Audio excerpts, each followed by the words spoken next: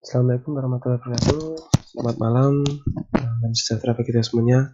Kali ini kita akan membahas kembali lagi dengan kami akan membahas terkait bahan bakar minyak dari proses dan bekas dengan Commercial Spouted Bed Reactor ya. Beda dari bahan yang kemarin kan kita membahas terkait dengan perpipaan, sekarang kita akan membahas dengan bahan bakar dan pembakaran seperti itu. Terkait dengan ini kita bisa lihat untuk sampah di Indonesia. Untuk sampah di Indonesia sendiri banyak ya ternyata ya, ada beberapa TPS yang kita bisa lihat. Di sini ada TPS Bantar Gebang yang sampai begitu menggunung banyak, karena memang di TPS ini ada kumpulan dari beberapa kota ya, antara lain dari Jakarta, dari Bekasi dan dari Bogor dan kota sekitarnya seperti itu. Dan lagi kita lihat dari TPS Piungan. Untuk TPS Piungan dia untuk skala memang lebih kecil ketimbang dari Bantar Gebang ya, karena memang untuk Jogja sendiri hanya untuk kota Jogja saja, tidak kota-kota yang lain seperti itu. Untuk sampah kita akan membahas terkait dengan bahan bekas ya. Jadi kita akan mendaur ulang bahan bekas. Untuk masyarakat Indonesia yang lain, sampah bahan bekas didaur ulang ada yang menjadi kursi, ada yang menjadi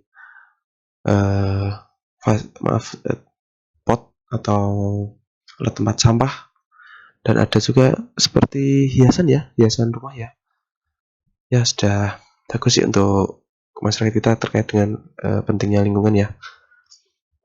Dan ini kita akan membahas dengan daur ulang dengan proses pirolisis. Pirolisis ya degradasi limbah organik secara termal, kondisi tanpa oksigen untuk menghasilkan arang karbon, minyak dan gas yang dapat dibakar. Besar produk yang akan dihasilkan dipengaruhi kondisi proses, terutama temperatur dan laju pemanasannya. Jadi untuk pemanas dan temperatur dan waktu akan berpengaruh banget di proses ini ya, untuk menghasilkan bahan bakar yang berkualitas atau yang bagus seperti itu. Terus proses sebenarnya nggak hanya di ini ya, ada proses CSPR kalian bahas ini ya. Sebenarnya nggak hanya ini mas saya, jadi ada banyak lagi untuk proses lain seperti kritikal ya, dan fluidizing atau saya agak lupa ya. Tapi karena kita akan fokus di sistem ini ya. Ya kenapa dinamakan proses ini? Karena memang ujung dari mesin ini dia kerucut seperti ini. Untuk untuk keuntungannya menggunakan sistemnya sederhana, untuk konstruksi dan desainnya sederhana. Terus kehilangan muatan juga rendah, kontak antar partikel juga kuat. Terus panas dan laju perubahan pas antar fasa dan waktu gas yang rendah seperti itu. Panas juga tinggi ya. Kemudian untuk operasinya juga lebih mudah ya ketimbang yang lain seperti itu. Untuk panasnya sendiri nanti sekitar di angka 400 derajat sampai 800 derajat Celcius. Jadi di suhu yang tinggi ya, sehingga semuanya sampai mendidih lah. Untuk selanjutnya dari kandungan karetnya, dari karet ban sendiri meliputi beberapa hal seperti ini. Paling tinggi kita bisa lihat adalah karbon hitam ya, karena memang ban didominasi dengan warna hitam karena memang karbon hitam paling tinggi, beda dengan kadar yang lain seperti ZNO dan oilnya memang rendah sekitar 4%. Untuk prosesnya sendiri, dari bahan karet tadi dimasukkan ke sini, terus dipanaskan hingga suhu 500 derajat Celcius dan disemprotkan nitrogen. Nanti dari hasil pembakaran ini, uapnya ini nanti akan diteruskan ke katalis cracking melewati waxnya. Jadi hasilnya nanti akan disalurkan ke sini. Di sini nanti akan diproses dengan fixed bed reactor seperti yang saya sampaikan tadi, tidak hanya conical spouted bed reactor. Di sini dipanas selama 2-3 jam di suhu 550 derajat Celcius. Untuk katalisnya kita menggunakan HZ5M. Enggak seperti hanya ini sih sebenarnya. Untuk katalisnya ada beberapa katalis lain yang bisa digunakan, tapi hari ini kita akan mengambil contoh di katalis ini ya. Jadi untuk dipanaskan, nanti hasil baru keluar dan di lab akan masuk ke minyak yang bensin, bisa solar atau yang lainnya.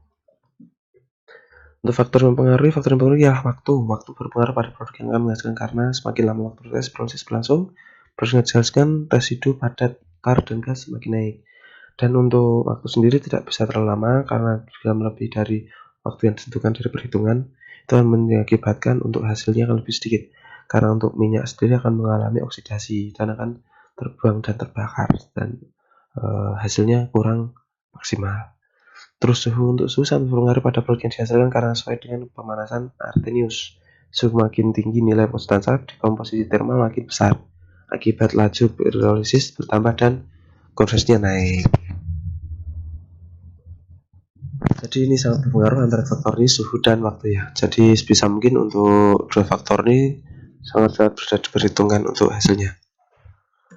Untuk faktor yang lain ialah ukuran partikel. Ukuran partikel berpengaruh terhadap hasil. Semakin besar ukuran partikel, luas permukaan partikel semakin berat, kecil sehingga proses akan menjadi lamban. Jadi sebisa mungkin untuk partikelnya diperkecil. Jangan terlalu besar karena nanti yang berpengaruh ke waktu. Jika waktunya terlalu lama atau kurang itu bisa kurang maksimal terhadap hasilnya nanti minyaknya ya. Untuk berat partikel semakin banyak bahan yang dimasukkan menyebabkan hasil bahan bakar cair akan meningkat. Untuk fraksi minyaknya seperti ini ya, nanti kita bisa lihat dari hasil pembakaran. Setelah dibakar nanti kita bisa lihat di lab, kita bisa menentukan ikut golongan mana. Nanti kita lihat tabel dari sini. Jika ada di sini, masuk di sini, nanti bisa dikategorikan bensin, minyak diesel atau solar bisa ataupun yang lainnya. Nah, ternyata dari hasil lab setelah dari proses tadi, setelah di lab dia ternyata masuk premium ya, dari lab GC, gas kromatogramnya, dia melakukan premium. Ini yang paling bagus ya ini. Dia setelah diproses berapa jam gitu. Ya, mungkin dari saya sekian ya untuk pembahasan terkait dengan pirolisis tadi dengan proses CSBR. Semoga bisa menjadi tambahan pembelajaran bagi kita semua. Untuk materi yang lain mungkin kita bisa buat video selanjutnya ya. Ya, cukup sekian aja dari saya. Oh ya, jangan lupa untuk selalu menjaga kesehatan, mengikuti protokol kesehatan yang telah dari pemerintah ya untuk terhindar dari wabah ini. Semoga di tahun 2021 ini wabah ini segera usai dan kita bisa hidup normal, bisa beraktivitas sedia kala ya, bisa bertemu saudara dan lain-lainnya ya. Mungkin itu ya dari saya. Terima kasih dan assalamualaikum warahmatullahi wabarakatuh.